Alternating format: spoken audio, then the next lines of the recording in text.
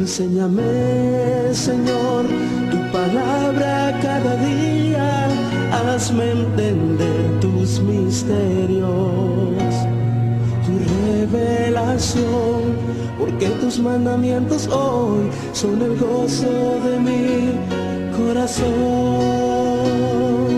Dame, Señor, tu palabra cada día, hazme entender tus misterios, tu revelación, porque tus mandamientos hoy son el gozo de mi corazón. Llegamos hoy al capítulo 4 de Números.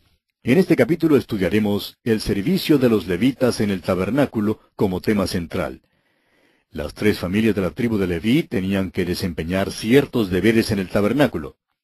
Este capítulo nos informa quiénes son los que deben servir, el orden de su servicio y cuántos había en la tribu que podrían servir. Leamos pues los primeros 3 versículos de este capítulo 4 de Números, que nos dice quiénes deben servir.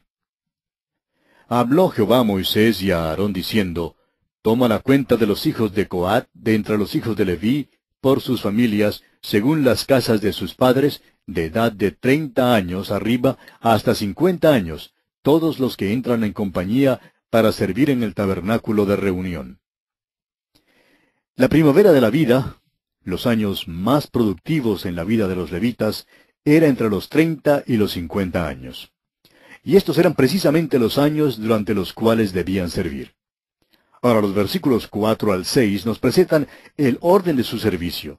Leamos estos versículos 4 al 6 de Números capítulo 4. El oficio de los hijos de Coat, en el tabernáculo de reunión, en el lugar santísimo será este.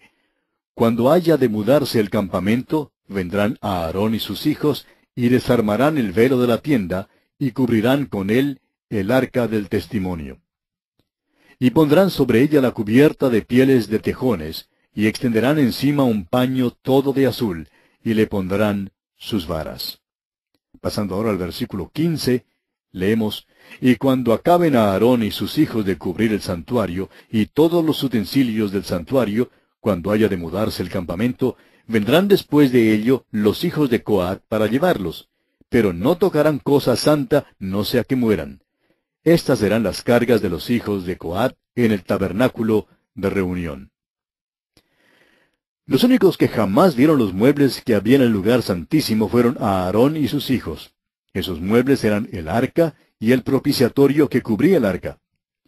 Pasemos ahora a los versículos 24 y 25 de este capítulo 4 de Números. Este será el oficio de las familias de Gersón para ministrar y para llevar. Llevarán las cortinas del tabernáculo, el tabernáculo de reunión, su cubierta, la cubierta de pieles de tejones que está encima de él, la cortina de la puerta del tabernáculo de reunión, y así sigue dando una lista de algunas de las otras cortinas y cuerdas de las cuales las familias de Gersón estuvieron a cargo.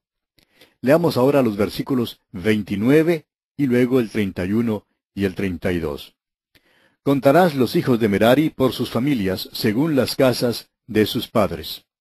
Y pasando ahora a los versículos 31 y 32 dice, Este será el deber de su cargo para todo su servicio en el tabernáculo de reunión, las tablas del tabernáculo, sus barras, sus columnas y sus basas, las columnas del atrio alrededor y sus basas, sus estacas y sus cuerdas, con todos sus instrumentos y todo su servicio, y consignarás por sus nombres todos los utensilios que ellos tienen que transportar. Merari llevaba los artículos pesados, las columnas, las tablas y las barras. Los coatitas llevaban los muebles.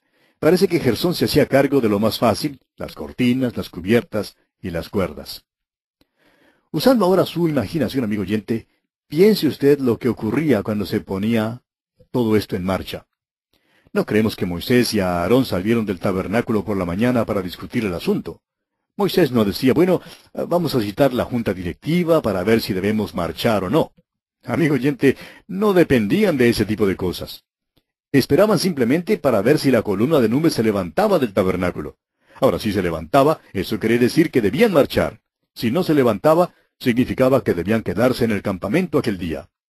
Moisés y Aarón tenían que estar alertas. Debían seguir la dirección que el Espíritu de Dios les daba. Y el Hijo de Dios debe ser guiado de esta misma manera hoy en día. No es que veamos una columna visible de nube, sino que somos guiados por el Espíritu de Dios. Como lo dice el apóstol Pablo escribiendo a los Romanos capítulo 8, versículo 14, donde dice, porque todos los que son guiados por el Espíritu de Dios, estos son hijos de Dios. El Espíritu de Dios, amigo oyente, quiere guiar a los que son hijos de Dios. Ahora, cuando la columna de nube se levantaba, enseguida Aarón y sus hijos iban primero al velo. Usted recordará que el arca y el propiciatorio estaban dentro del velo, en el lugar santísimo. Creemos que el arca y el propiciatorio estaban colocados junto al velo, y no junto a la pared de atrás. Y así, cuando el sumo sacerdote entraba en el lugar santísimo, se volvía y miraba hacia el oriente, y luego rociaba la sangre en el propiciatorio. Pero en el día en que debían ponerse en marcha, no entraba más allá del velo.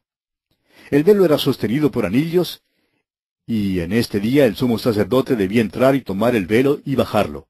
Luego a Aarón y sus hijos dejaban caer el velo sobre el propiciatorio y sobre el arca, y luego los envolvían.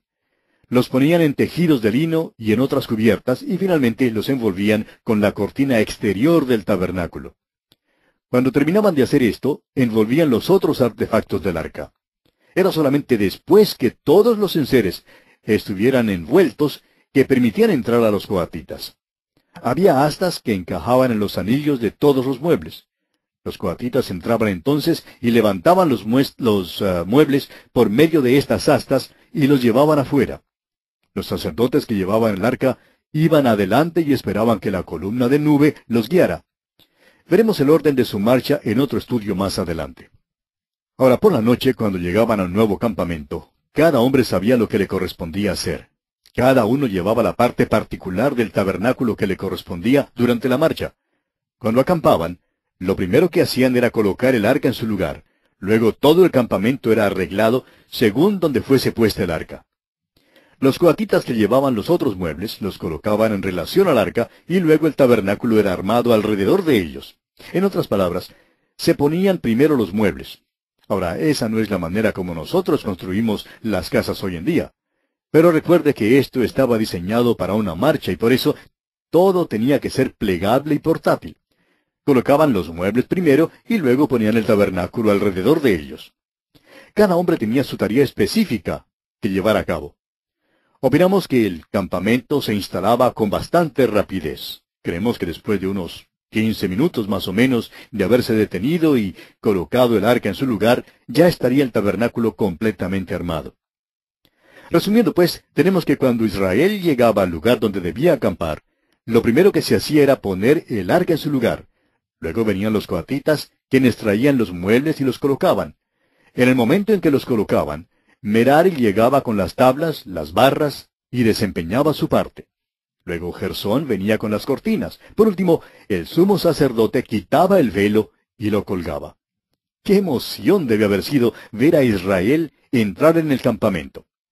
Después de 40 años de práctica, deben haberlo hecho muy bien. Ahora, cada hombre tenía su oficio. De la misma manera, amigo oyente, hoy en día, cada cristiano tiene su don y un trabajo específico que Dios quiere que haga. Creemos que Dios nos recompensará según nuestra fidelidad en hacer lo que Él quiere que hagamos. No debemos hacer lo que nos venga en gana hacer, ni lo que creamos que debemos hacer, sino que debemos ejercer los dones que Él nos ha dado. Supongamos, por ejemplo, que la persona encargada de llevar la estaca de la parte noroeste del tabernáculo se cansara de su trabajo. Un día, al meter la estaca, diría, estoy cansado de hacer esto. Ya van 20 años que llevo esta estaca de la tienda. Vengo por la mañana y la desprendo y la saco del suelo, la pongo sobre mis hombros y la llevo en el vagón junto con la familia. Parece que nadie ve cuánto es lo que yo trabajo. Nadie me recompensa por lo que hago. Moisés nunca me ha llamado a pasar adelante para darme una medalla. Estoy cansado de este trabajo y voy a dejar de llevar esta estaca.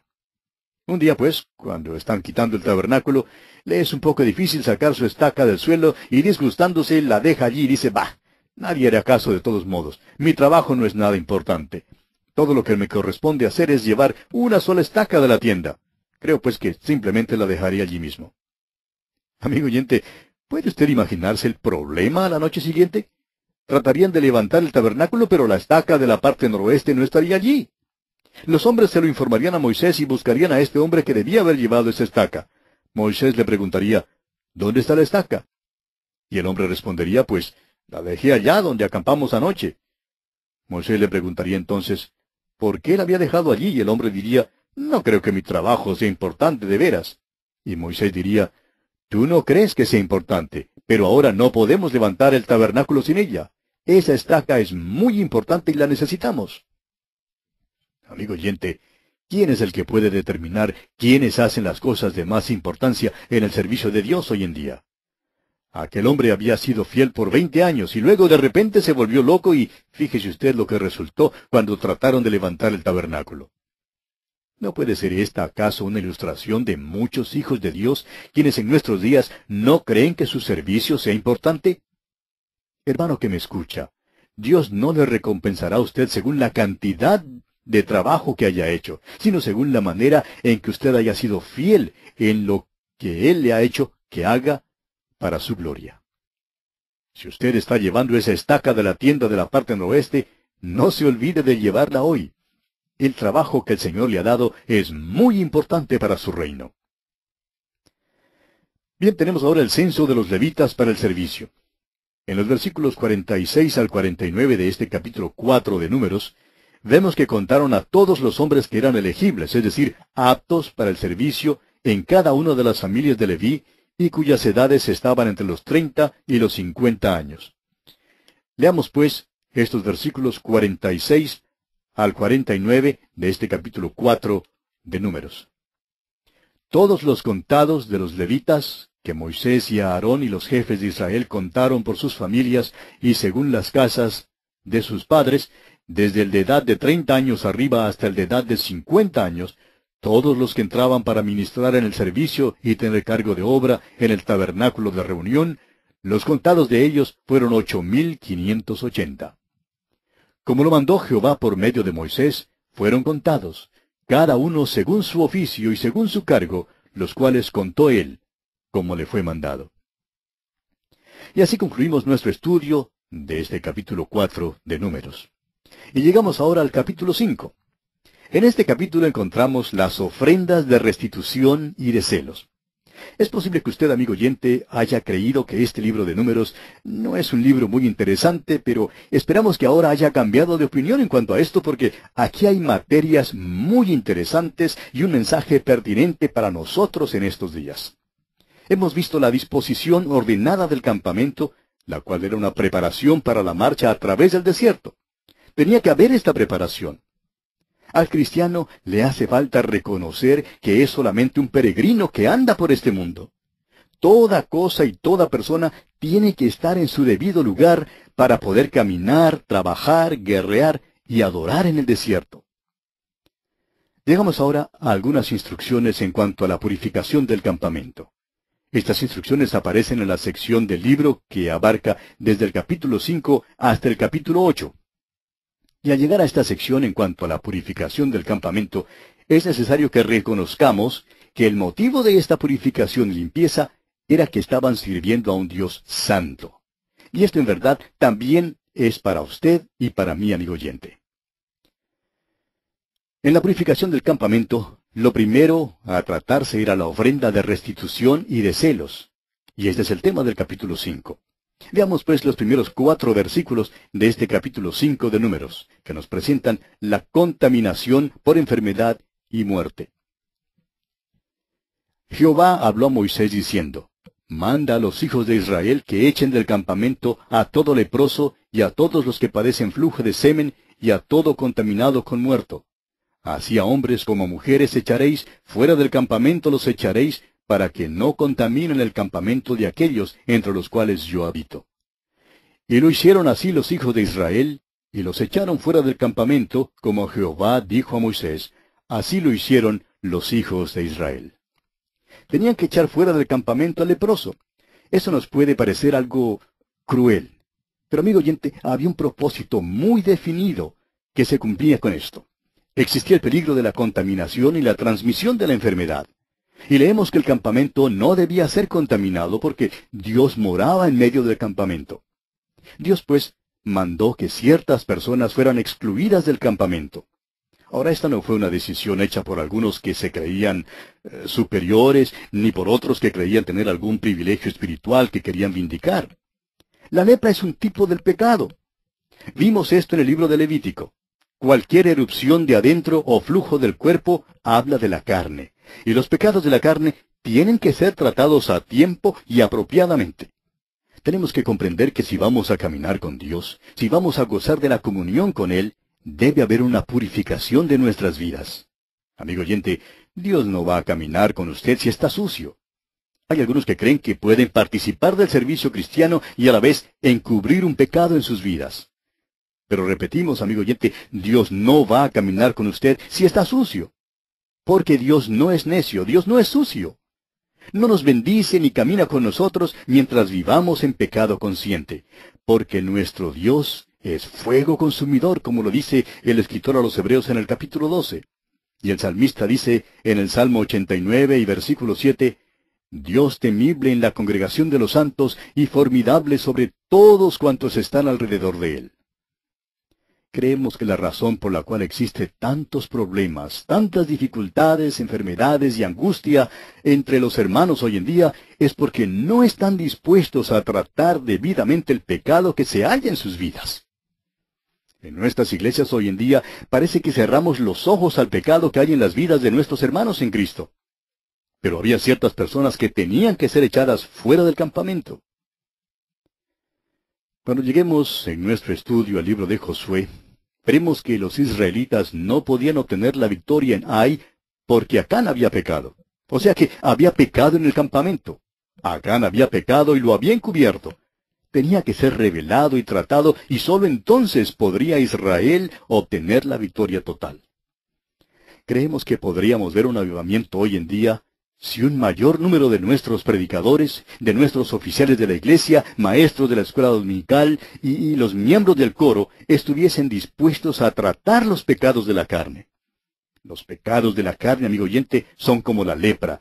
Dios no bendecirá sino hasta cuando aquel pecado sea tratado.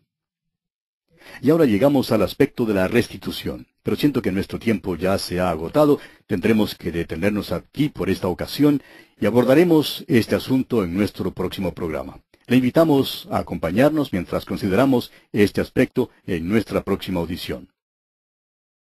Enséñame, Señor, tu palabra cada día, hazme entender tus misterios, tu revelación, porque tus mandamientos hoy son el gozo de mi corazón.